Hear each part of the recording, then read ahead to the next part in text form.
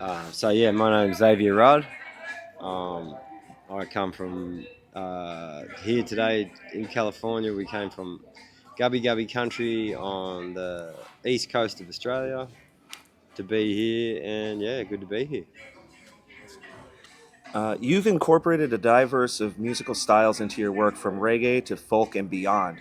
What initially drew you to these particular genres? Oh, initially, I don't know. Um, I always listened to a lot of different reggae music over time throughout my life. Probably my favorite artist uh, was the late Vaughn Benjamin. I came across him in Mexico, um, maybe about 20 years ago, and I've always listened to him. Um, and then, as a youngster, my dad listening to Bob Marley and the Wailers, and I always loved that style. But my music and it doesn't always reflect what I listen to. Like, it's sort of my music derives from sometimes my personal experience, and then sometimes spirit that's coming through me, um, and so it sort of shapes itself. Um, so it's hard to sometimes say where the music comes from, but that sort of like reflects what I like to listen to. But that said, I listen to all sorts of music. I don't really, um, you know, I'm, I find all music interesting, um, even if I'm not maybe like that into the style. I might be like I might be listening and I'll be like, oh, fascinated by what the bass player's doing or what the drummer's doing, or you know what I mean. So it's kind of works like that a bit for me. I like dissecting music. Right. And as someone who plays multiple instruments, including the didgeridoo, stomp box, guitar, how do you decide which instruments to use in your songs? Um,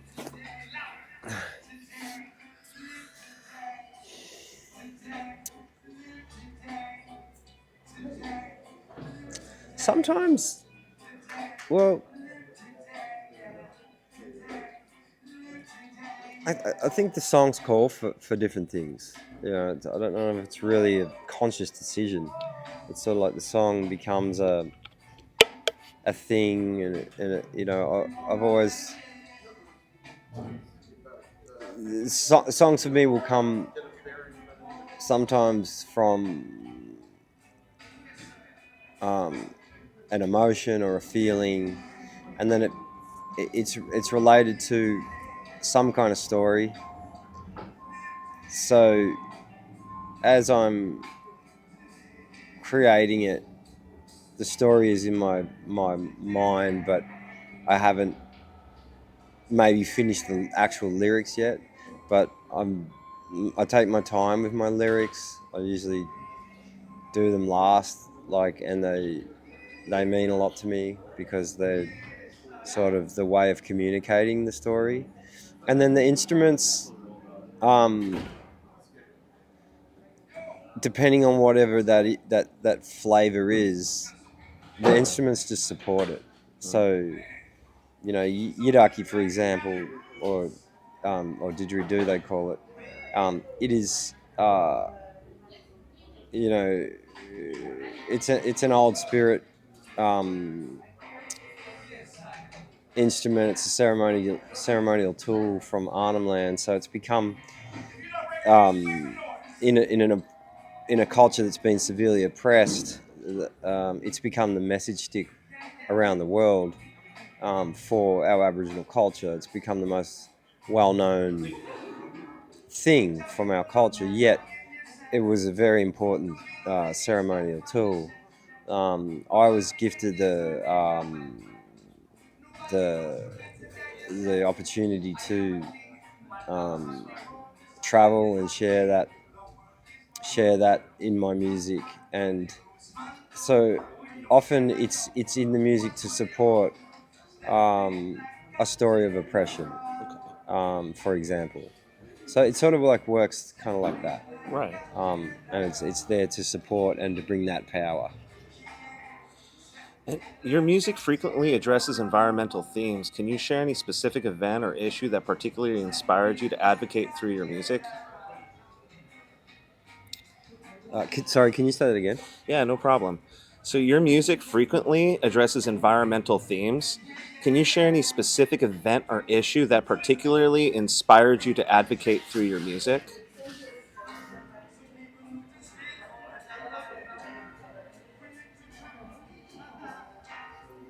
Nah, okay, not any particular event in one thing. I mean, when you look at you know, exploitation of our resources in Australia through mining and the government's constant draining of this beautiful country. Um, it's constant. Right. There's events all the time that are disappointing. Um, so yeah, I'm probably drawing from all of it, but I can't really think of one particular thing where. I mean, well, yes, I can. Um, I did write a song called "Land Rights Song." Uh, now that I think about it, and that was directly derived from a story that I heard in Arnhem Land, and it was about um, it was in the '70s, and it was when uh, you know the British were just taking over the country. They had done, and Arnhem Land was. Do you want this story? It's pretty long. Hey, whatever you want, man. Yeah, cool. Okay, Arnhem Land is a place in the north of Australia where the yidaki's from. It was never settled by the British, so it's still Aboriginal law up there. Um, Yolngu is the first language. It's not English. So it's the one part of our country that is still pretty traditional. And up there in the '70s, they came through, and there was a mining company trying to do a land grab, and it was a sacred mountain that they were trying to bulldoze, and part of the creation story. So, one of the creation ancestors went through there. It's a very special place, and the men painted up and stood with spears, and they stood in front of a bulldozer, and they were like, "That's it. This is not going to happen." And it was kind of the first time that had happened, that resistance up there, and they they sent a bark, like a piece of bark petition with all the tribal elders' names on it. They sent that to Parliament, and it became the first like land rights case in our country. And that story was hugely moving. I went to the place, and when after hearing that story, I wrote that song on a light airplane straight after. So yeah, I remember that now. And you're very known for your activism, especially regarding the rights of Indigenous Australians, just like you just mentioned. How do you see the role of artists in influencing social and political change?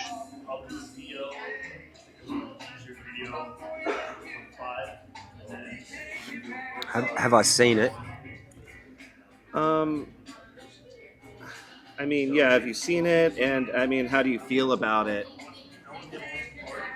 The role of artists. Artists using their platform for political change. Have you seen much of any other artists that you've worked with do Yeah, that? And how do you feel about that? yeah, I think it's great. I think it's great if um anyone can get involved um with any kind of like public reach in important you know in important things that need to happen, like yeah, I've seen and been involved in for example, Save the Kimberley campaign, um, which was a huge gas operation that got shut down on the Kimberley coast, um, which was a huge victory, and yeah, that was to do with lots of artists and well-known people, as well as good lawyers and stuff, coming together and spreading the word and um, creating a huge storm about this thing that would have otherwise got passed. So yeah, it's massively important. And how do you feel your music has evolved since your debut album, and what are some of the key milestones in your career that you've seen since?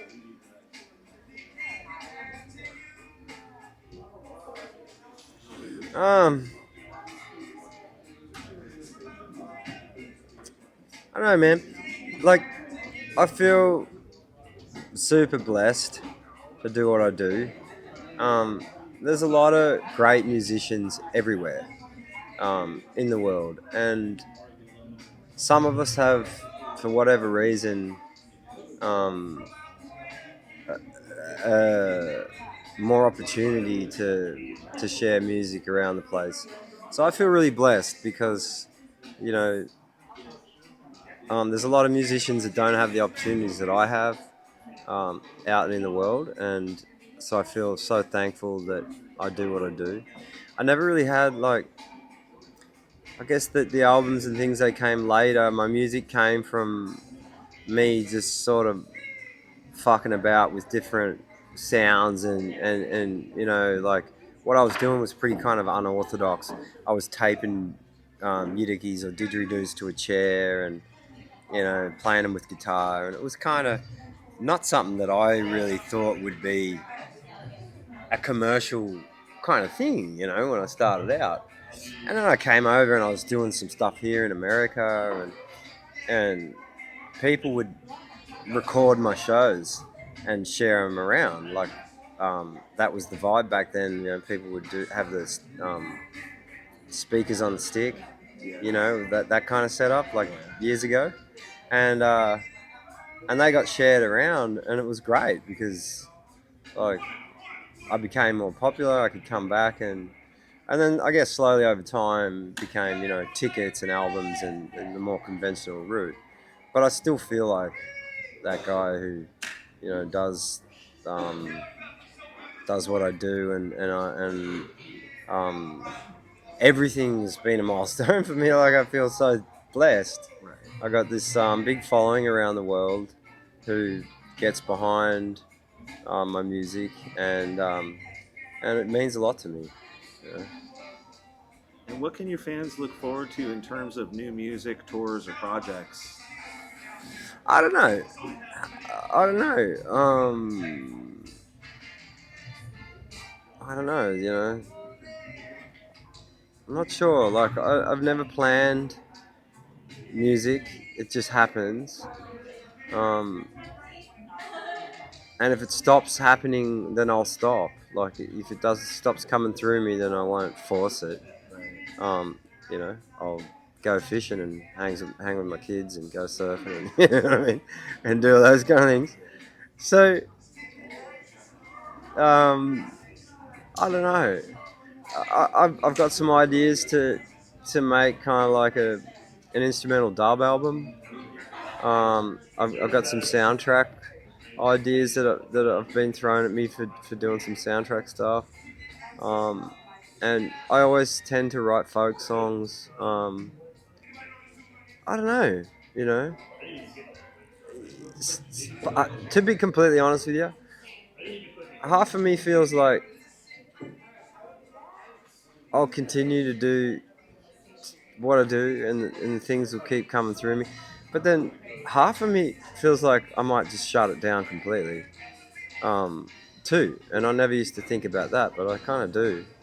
Um, so I don't know. I don't know.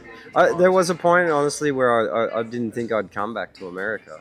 Really? Yeah, and I was gonna uh, announce this as my last tour ever, But then my management and my agent, they were like, you can't say that, you can't say that for for quite a while. And in the end, I was like, okay, but I'm not sure how much more I want to do, to be honest. So,